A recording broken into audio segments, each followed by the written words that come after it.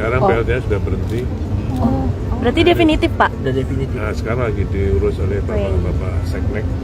Basuki Hadimulyono baru saja melepas status Menteri Pekerjaan Umum dan Perumahan Rakyat (PUPR). Kini, Basuki yang diakrab disapa Pak Bas bakal melanjutkan kepemimpinannya di Otorita Ibu Kota Nusantara (OIKN). Basuki yang sebelumnya juga menjabat sebagai pelaksana tugas (PLT) Kepala OIKN mengungkapkan ia akan menjadi pejabat definitif Kepala Otorita IKN. Saya masih di OIKN, tapi sekarang PLT-nya sudah berhenti. Sekarang, surat keterangan pejabat definitif diurus oleh Bapak-Bapak Setnek, ujarnya saat ditemui di gedung Kementerian PUPR, Senin, 21 Oktober 2024 malam. Basuki menuturkan, SK tersebut akan diterbitkan secepatnya. Sayangnya, dia belum bisa memastikan keluarnya SK untuk mengisi pos Kepala OIKN tersebut. Namun Basuki memastikan bahwa Presiden Prabowo Subianto bakal melanjutkan pembangunan proyek sebesar 466 triliun rupiah itu.